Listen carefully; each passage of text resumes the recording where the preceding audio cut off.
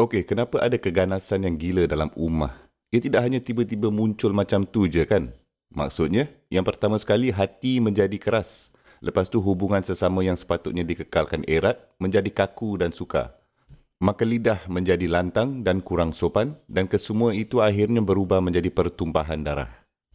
Jadi sehingga kita tidak dapat nak melembutkan diri apabila lidah kita tidak dapat menjadi lembut ketika hubungan kita dengan Allah Subhanahu Wa Taala dan hubungan erat dan rapat kita tidak dapat nak diperbaiki untuk menjadi bertambah baik, maka kita tidak boleh komplain langsung jika ada beberapa orang saling membunuh antara satu sama lain kerana kita juga termasuk dalam sebahagian daripada kitaran itu.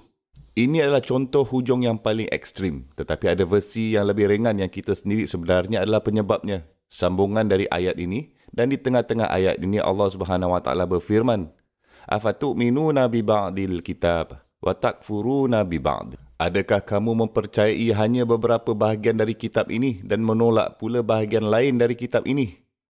Okey, bagaimana seseorang boleh buat macam tu? Tak ada orang akan datang dan berkata dengan cara, saya percaya dalam surah ini, tapi surah seterusnya saya tak tahu, saya seorang kafir, saya tak percaya. Kan?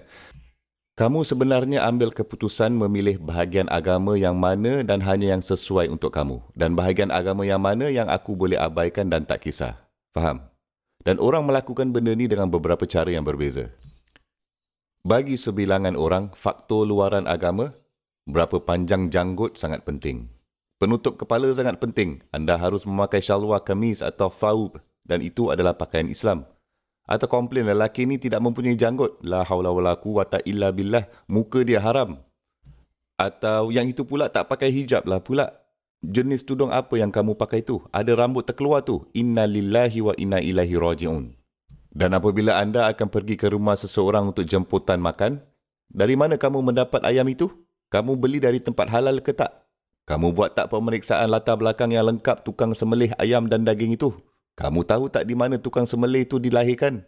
Berapa banyak haiwan dia dah sembelih setakat ini? Dan adakah dia menyebut Bismillah Allahu Akbar dengan betul atau tak?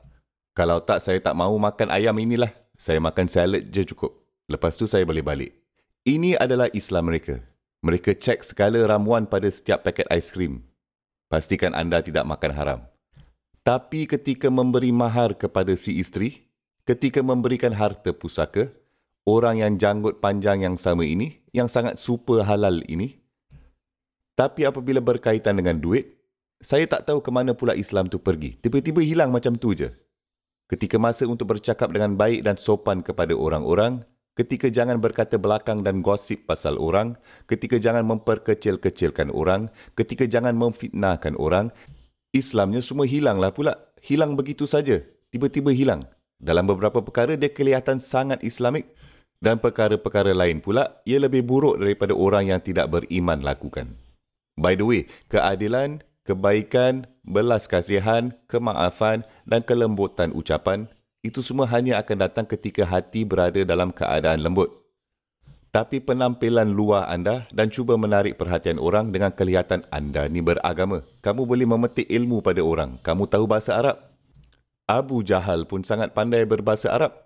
Pemimpin munafikun Abdullah ibn Ubay, dia pun boleh memberikan ucapan yang epik. Bahasa Arabnya jauh lebih baik daripada saya punya bahasa Arab.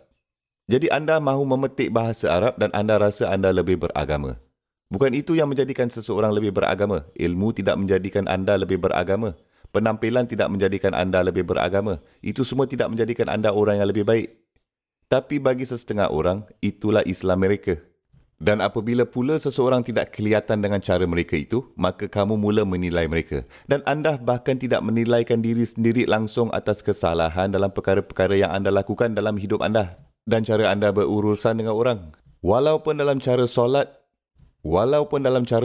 pun boleh jadi hal. Seperti anda solat dengan sempurna, aku mengikut mazhab aku. Tangan mesti ada di sini atau di situ atau di sana atau di mana saja pun.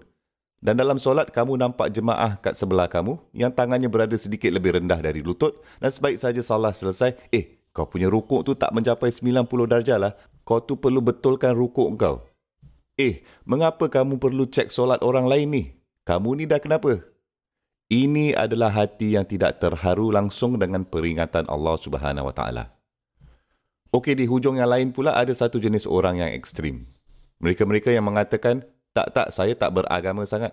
Saya tak mahu menjadi orang seperti orang-orang ini. Mereka semua kelihatan beragama tapi anda tahu sebenarnya mereka semua ni tak betul. Dan mereka penipu dan pembohong. Dan saya tidak mahu berurusan dengan mereka.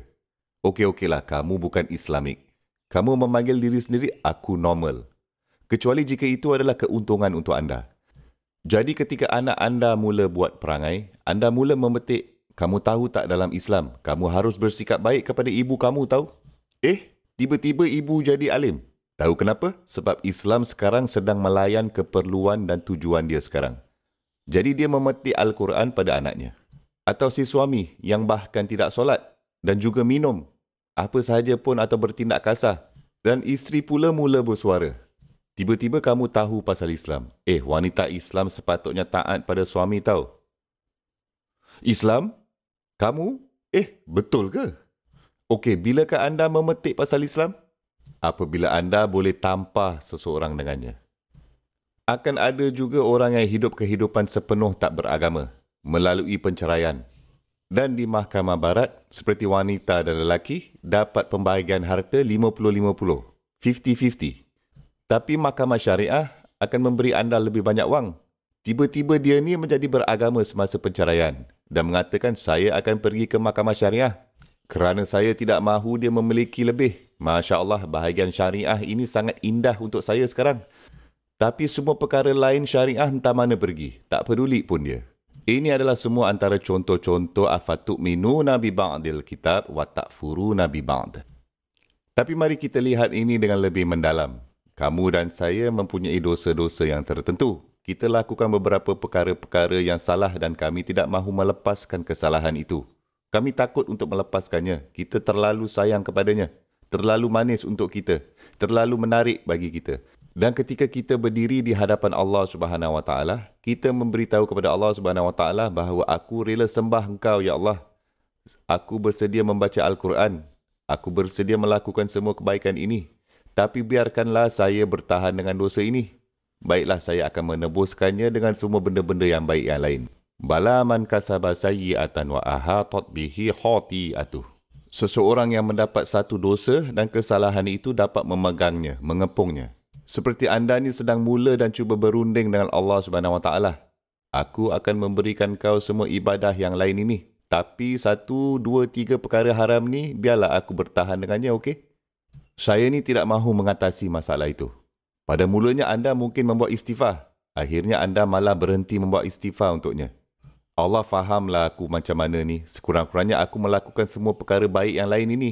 Inilah afatu'minuna bi ba'dil kitab wa takfuruna bi ba'd. Mempercayai beberapa bahagian kitab dan menolak menafikan mengabaikan bahagian lain dari kitab. Oleh yang demikian, saya menyimpulkan dengan kesimpulan yang menakutkan yang Allah Subhanahu Wa Taala sendiri berikan kepada kita. Semoga Allah Subhanahu Wa Taala melindungi kita semua. Katanya Subhanahu Wa Taala, "Fama jazaa'u man yaf'alu zalika minkum illa hizyun fil hayatid dunya. Qal minkum la minhum." Katanya Subhanahu Wa Taala, apa yang harus menjadi pampasan bagi seseorang yang melakukan itu di antara kamu semua? Kecuali illa hizyun, kecuali penghinaan dalam kehidupan duniawi ini, fil hayatid dunya. Wa yaumal qiyamati yuradduna ila asyaddil azab. Dan pada yaumul qiyamah mereka akan ditolak dan dikembalikan kepada hukuman yang paling berat. Dengan kata lain, ini adalah bahagian yang paling teruk dari Jahannam.